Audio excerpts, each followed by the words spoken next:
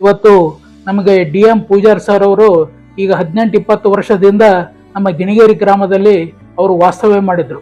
ಯಾಕೆ ಮಾಡಿದ್ನಪ್ಪ ಅಂತಂದ್ರೆ ಅವರು ಸಹಧರ್ಮಿಣಿಯಾಗಿರ್ತಕ್ಕಂಥ ಆ ಜ್ಯೋತಿಯಮ್ಮ ಕೂಡ ಅಲ್ಲಿ ನಮ್ಮ ಪ್ರಾಥಮಿಕ ಶಾಲಾ ಶಿಕ್ಷಕಿಯಾಗಿ ಕೂಡ ಅವರು ಕೆಲಸ ನಿರ್ವಹಿಸ್ತಾ ಇದ್ರು. ಅದರ ಜೊತೆಗೆ ನಮಗ ಅವಾಗ ಶಿಕ್ಷಕಿಯಾಗಿ ನಮಗ ಅಲ್ಲಿ ಮಕ್ಕಳಿಗೆ ಮತ್ತು ನಮ್ಮ ಮೊಮ್ಮಕ್ಕಳಿಗೆ ಕೂಡ ಆ ಶಾಲೆಯಲ್ಲಿ ನಾವು ಓದಿಸ್ಬೇಕಂದಪ್ಪ ಅಂತಂದ್ರೆ ಎಲ್ಲ ರೀತಿಯಿಂದ ಅವ್ರನ್ನೆಲ್ಲ ಕುಂದ್ರಿಸಿ ಒಳ್ಳೆಯ ರೀತಿಯಿಂದ ಒಂದು ಶಿಕ್ಷಣವನ್ನ ಕೊಟ್ಟಿರ್ತಕ್ಕಂಥದ್ದು ಕೂಡ ನಮ್ಮ ಡಿ ಎಂ ಪೂಜಾರ್ ಸಹಧರ್ಮಿಣಿಯರು ಕೂಡ ಅಲ್ಲಿ ಸೇವೆಯನ್ನು ಸಲ್ಲಿಸಿದ್ದಾರೆ. ಅದರ ಜೊತೆಗೆ ಡಿ ಎಂ ಪೂಜಾರ್ ಬಗ್ಗೆ ನಾವು ಹೇಳ್ಬೇಕಂದಪ್ಪ ಅಂತಂದ್ರೆ ಅವರು ನಮಗೆ ಬಹಳ ಆತ್ಮೀಯರಾಗಿದ್ರು. ಎಲ್ಲ ಸಮಾಜದ ಜೊತೆಗೆ ಮತ್ತು ಎಲ್ಲ ಜನಾಂಗದವರ ಜೊತೆಗೂ ಕೂಡ ಒಂದು ಕಾರ್ಯಕ್ರಮಗಳಲ್ಲಿ ಯಾವುದೇ ಇದ್ರೂ ಸಹಿತ ಅದರಲ್ಲಿ ಭಾಗವಹಿಸ್ತಿದ್ರು. ಅದರ ಜೊತೆಗೆ ಮದುವೆ ಸಮಾರಂಭ ಇರ್ಬೋದು, ಅನೇಕ ವಿಚಾರ ಧಾರ್ಮಿಕ ಕೆಲಸಗಳಿರ್ಬೋದು, ಗುಡಿ ಗುಂಡಾರುಗಳ ಬಗ್ಗೆ ಕೂಡ ಅವರ ಅನೇಕ ದಾನ ಧರ್ಮಗಳನ್ನು ಕೂಡ ಅವರು ಒಂದು ಕೈಲಾದಷ್ಟು, ಯಾಕಂತಂದ್ರೆ ಅವರು ಆರ್ಥಿಕವಾಗಿ ಇನ್ನೂ ಅಷ್ಟೊಂದು ಬೆಳೆದಿದ್ದಿಲ್ಲ ಅವರು.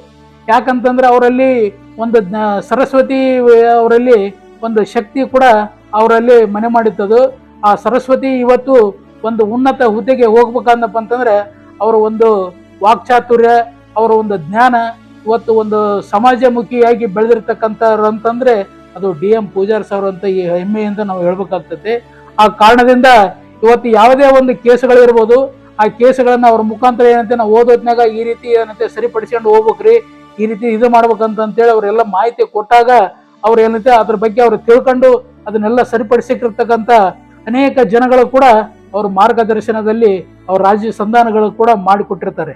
ಅದರ ಜೊತೆಗೆ ನಮ್ಮ ಗಿಣಿಗೇರಿ ಗ್ರಾಮದಲ್ಲಿ ಒಂದು ಗದಗಿಂದ ಹೊರ ನಮ್ಮ ಗಿಣಿಗೇರಿ ಕನ್ಯೆ ಒಂದು ಸಾಮರಸ್ಯ ಜೀವನದಲ್ಲಿ ಸ್ವಲ್ಪ ವ್ಯತ್ಯಾಸಗಳು ಕಂಡು ಬಂದಿರೋದ್ರಿಂದ ಅವರಲ್ಲಿ ಕೂಡ ಬಹಳ ಒಂದು ಸಮಸ್ಯೆ ಆಗಿತ್ತು. ಆ ಕಾರಣದಿಂದ ಅವರಿಗೆ ಒಂದು ಕರೆ ಕಳಿಸ್ಕೊಂಡು ಈ ರೀತಿ ಮಾಡಿದಪ್ಪ ಅಂತಂದ್ರೆ ನಿಮಗೆ ಏನೈತೆ ತೊಂದರೆಗಳಾಗ್ತವು, ಯಾವುದೇ ಕಾರಣದಿಂದ ಏನೈತೆ ಅವರಿಗೆ ಮತ್ತೆ ಇದು ಮಾಶಾಸನ ಕೂಡ ಕೊಡ್ಬೇಕಾಗ್ತತೆ.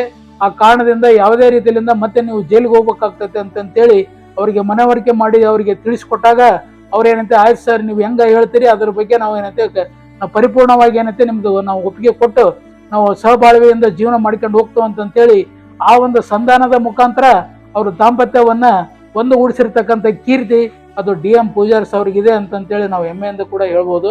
ಅವರಿಗೆ ದೇವರು ಆಯುರಾರೋಗ್ಯ ಭಾಗ್ಯ ಸಿರಿ ಸಂಪತ್ತನ್ನು ಕೊಡ್ಲಿ, ಇನ್ನೂ ಹೆಚ್ಚು ಹೆಚ್ಚು ಅವರು ಬೆಳೀಲಿ ಅನ್ನೋ ಒಂದು ಸಂತೋಷದಿಂದ ಇವತ್ತು ನಾವು ಆತ್ಮೀಯವಾಗಿ ಅವರಿಗೆ ನಾವು ಈ ಒಂದು ಮಾತಾಡಲಿಕ್ಕೆ ಇದು ಮಾಡಿಕೊಟ್ಟಿರ್ತಕ್ಕಂಥ ಅವ್ರಿಗೆಲ್ಲರಿಗೂ ಏನೈತೆ ಮತ್ತೊಮ್ಮೆ ಅವರಿಗೆ ಕೂಡ ನಾವು ಅಭಿನಂದನೆಗಳನ್ನು ಕೂಡ ಇವತ್ತು ನಾವು ಸಲ್ಲಿಸಿ ನನ್ನ ಎರಡು ಮಾತು ಮುಗಿಸ್ತೀವಿ.